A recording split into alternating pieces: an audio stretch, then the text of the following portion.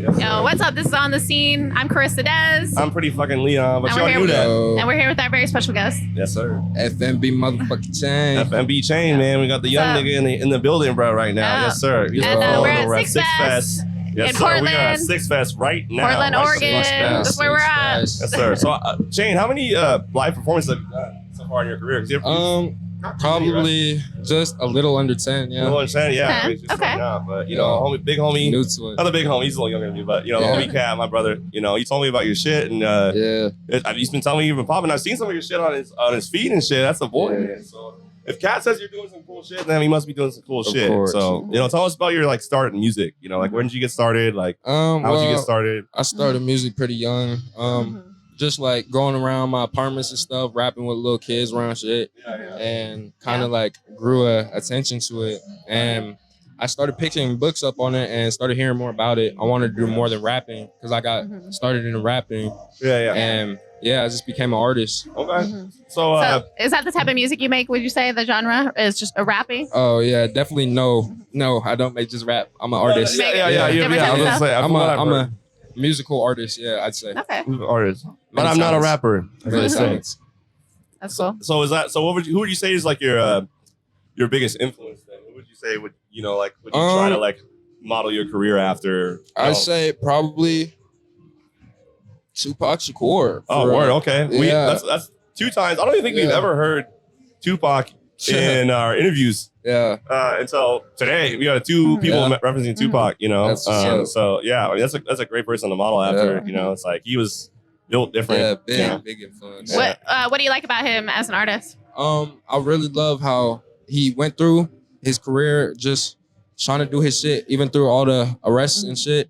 He came through trying to start a movement, and it's way about music. It's about the feeling and how you can connect with people through the way you're feeling and the inner touch it really leaves on a person once you're up there, you know, building up that progression towards that. Big inspiration for a lot of the real ones, I would say. A lot of real ones, the ones who know, you know, like big shit. Big ups to Tupac, you know. So how do you get into the mode of creating art? Well, I'm an artist, so I don't know what these other artists, I don't know what all these other artists say they're doing, but if you're not an artist, and if you're an artist, you can make music. If you're not an artist, I don't see what you making as art. Everything is art as an artist. Sure. You see me these lights, art. Them nigga hair, art. That's right. Your dresses. I need to re-dye my shit, but art. It's you know, it's artist contemplation and then execution. Yeah, definitely. Artist contemplation, execution. Because it's like it's in your head. Put it down. Whether that's hammering something together, put it on a piece of paper. Whether it's fucking I don't know, like masonry, whether it's ceramics, putting it out into the world. Music, it's like contemplation. Making it like something physical out there in the world, for sure. I'm sweating so much right now. It's hot in here. It's hot as fuck in here right now, bro. It's a sauna in here, for real. Like shiny right now, bro. So Shane, what's next for you? What are you trying to? Where would you like to see yourself? You know, where would you like your career to go? I'd like to see myself, you know, making a big empowering statement. I feel big I like that movement.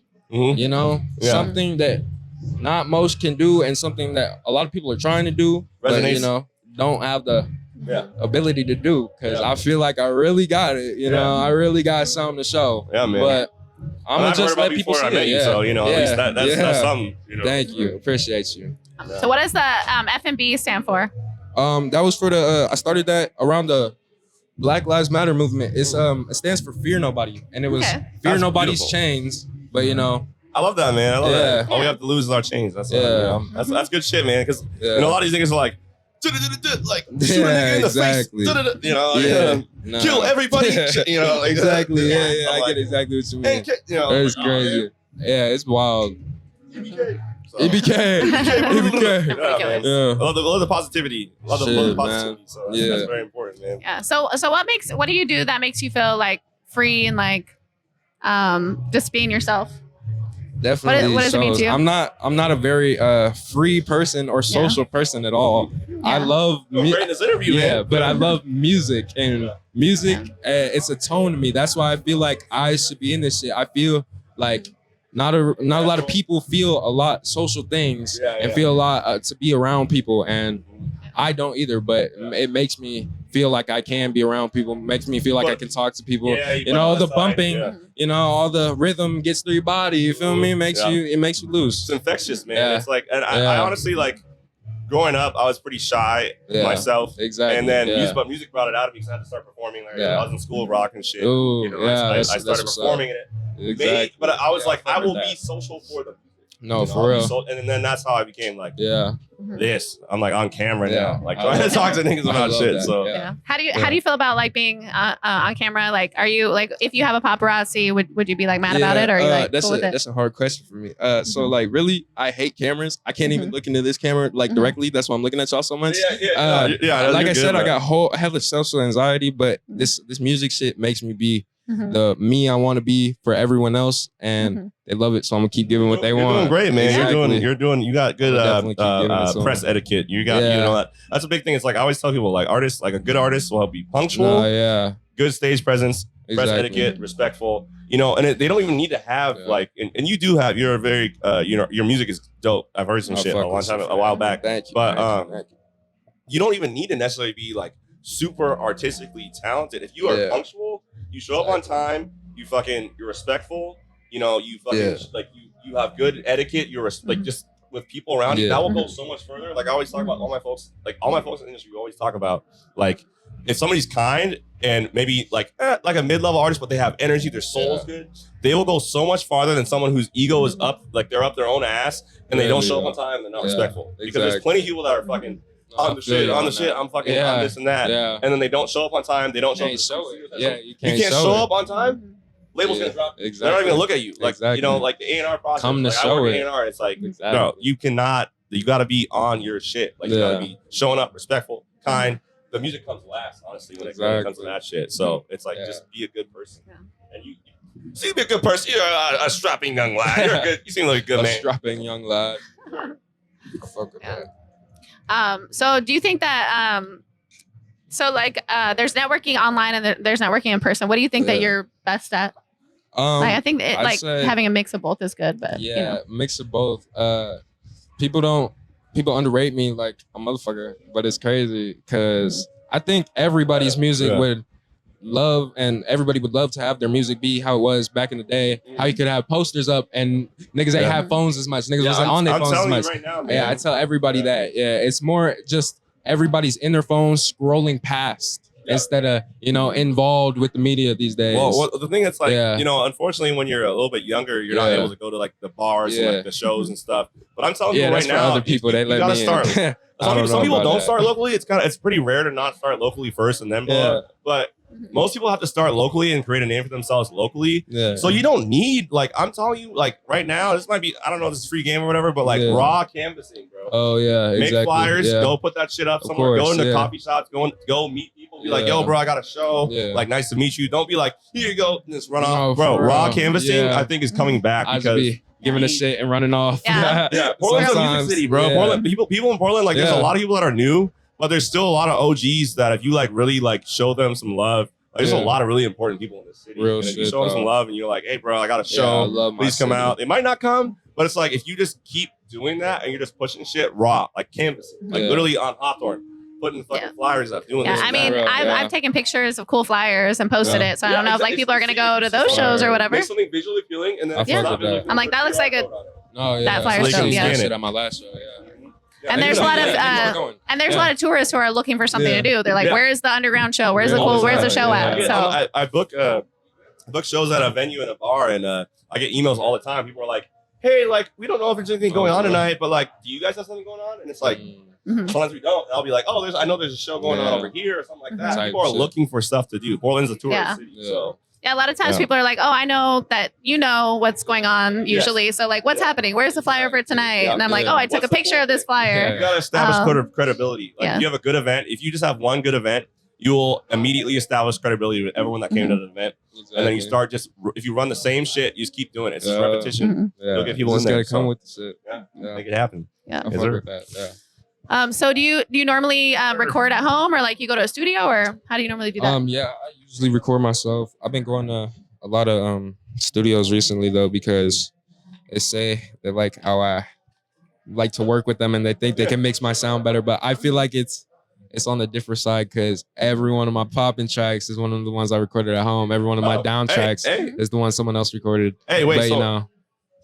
Hey, follow that. Yeah. Follow that because that's game to yourself right there. That's so what I'm saying. Because they're gonna try and rope you in, bro. Exactly. I work at a recording studio. Like I'm a brand ambassador for a recording studio, and it's like I will like. There's so many people that come in our studio. We gonna tap it. Make we gonna cool tap shit. it. Yeah, yeah. We got you.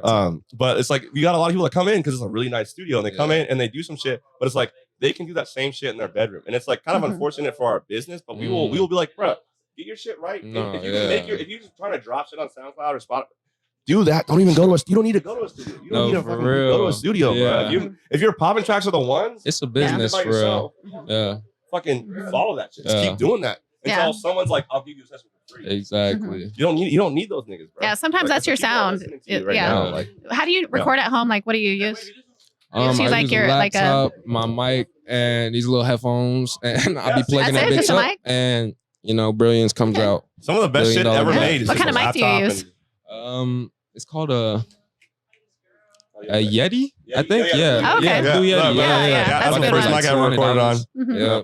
Shit. Masterpiece. Works, man. You get it done. Love it. Honestly, the thing that's crazy is the fact that the Yetis are like people see them as like a lesser mic for recording. No, it's definitely not. No, the cool shit the most gritty shit I've recorded is on a Yeti mic. The shit that people were like, "What? This phonically." They just love it. This shit is crazy. Yeah, like maybe. Like, what? That's what I'm saying. It probably depends on the type of music. Yeah, if you're doing like beautiful pop music and you're a singer songwriter, maybe not. But like, that would work for you. For like that type of rapper, you know, just mix it. Where it's like a little gritty. Steal my secrets. Maybe you'll get billions. Good mixing environment. Good listening environment is. But I'm looking. Don't think I'm not. When you first make a song, do you send it to all your friends and kind of see how they like it, or do you just put it out there and be like? I don't let nobody hear my music. I don't even like when producers even try to tell me that it's okay. Yeah, when I send it back to them trying to like tell them, oh, here's your beat, like here what I did with your beat. I made a fucking masterpiece, like, but I know it's not. And I'm like doing it for like, close that door. So loud. And fucking, they just be like, oh, it's so hard. But I'd be like, no, I know everything about my music. I know everything, the little touch. I just don't like people listening. I mean, I've heard of friends going to art school and they're just like so heavily critiqued that they ended up just quitting because they're like, wow. Or they like wash their go back to art school. Their art, you know, it just like washes their art and they try to be like something else, you know? Well, the thing is like, because art school is hilarious and it's like, I don't know, it's like going to like water melting school. No. Like that. It's like going to like water sculpture class. Like, nigga, you can't sculpt water, bro. Like, you put it in a jar, but you can't contain it. I feel you. That's like going, it doesn't make any sense because art is so subjective. And it's like the most minimalist bullshit will sell for millions and millions of dollars. So you just have to like bullshit your way about a painting. They're like, what does this dot on the painting mean? And if you're like, wow, like I had a crazy childhood and this is what this dot means, you have to bullshit yourself. Yeah, so art school is a whole thing, but sometimes if you're like listening to too many people, it'll meld you into something that you're not, and then it's like not even your sound. There is people like there's people I do trust with other people's music and my own music that I've worked with really important people who I'd be like, if you say that, it's golden because it's like they've proven themselves. Word. And it's like even some people that haven't proven them, you don't have to prove yourself to be a valid critique. Yeah. And a lot of artists I've worked with or tried to work with, I've had problems with because they can't take like any level of like not critique, but just like, oh bro, like this was dope, but like what if you tried doing this? Like try it. Try it. No. And then, but it's like also like some artists you don't need it. You don't need that kind of dynamic in your life. Like some artists just aren't meant to have a producer or something like that. But if you want a producer, go after that. You know, link with them, connect with them, but you don't need that. But like in some environments, if you want to keep if you want to elevate and expand, there's some people some people need advice. Some people exactly. I love the critiquing. I love the inspiration. Everybody gives me. I just But sometimes when it's them ones, I keep them ones separate from them ones. Yeah, it's like you said yourself. You have the ones that you were in the studio with. We're not like listen to your fucking fans. Listen to people. If that's just not fucking mixed, crazy, it's bro. clipping whatever, and niggas like it. Niggas will not fuck with it, man. Run with that. It doesn't matter if it's mixed well. I mean, and fuck that shit. This is something I've always lived by. Like, I'll always listen to people's advice, but I'm like, I run it through a filter. I'm like, okay, thank you for your advice, but like, maybe that's not going to work for me. Yeah, no, just like that take it in. You know, that could be used for anything in life, for all aspects of life. Music too. It's like, you listen to all these critiques, but like, just because somebody who's like a big artist tells you that you should be doing something doesn't mean that that's going to work for you. Exactly. That's the thing is, everyone's different and everyone's path is different. There's some people who are Nepo babies. There's some people who make it off of one hit off of SoundCloud. There's some people who work for 15,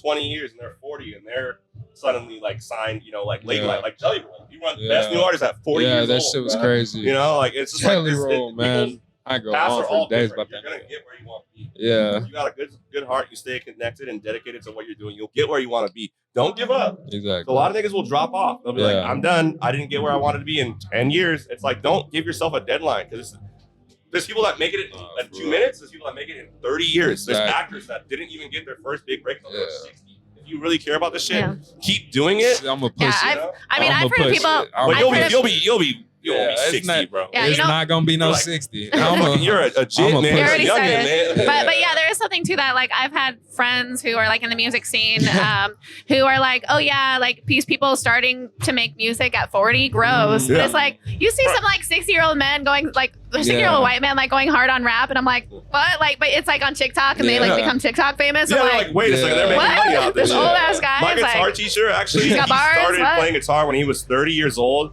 and he's a world-renowned blues musician. Oh, yeah. He started when he was 30. Yeah. Like, and he's like literally played with like almost every major blues artist, musician. He has awards like shelves of awards. He started at 35, I think, playing guitar.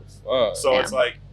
That bass you just is got crazy. it. You just got it. Bobby Law. Shout out Bobby Law. That they going wild. SixFest. Yeah, man. SixFest. We in the building. These motherfuckers missed my set, but it's all right. I know, man. We got your late. Sad. Y'all missed my set. They missed it? I was scared of your shit. The other. Oh, we did? You missed it. Damn. What was the venue? Because Kat told me about it. Oh, the Welcome in the Misfits song? Yeah. But Kat was telling me, he's like, oh, bro, I can't pull up. But, like, you know, you should go check out Chain and shit. Oh, no, yeah. Kat was there. Yeah, he was on first. Okay. He did pull up. Yeah, he was like, I think maybe Mike couldn't perform or something. Oh, yeah, Mike. Yeah, he had, like, laryngitis. Yeah, laryngitis. Yeah. So weird shit. He couldn't perform, and then he was like, bro, you should pull up. Recipe, my nigga Mike Throw, man. Mike Lab. So you from Portland? Or? Yeah, okay, from Portland. These niggas just peeped you from, you know. These niggas, they caught me right out the scene. They saw my first video. They was like, damn. This nigga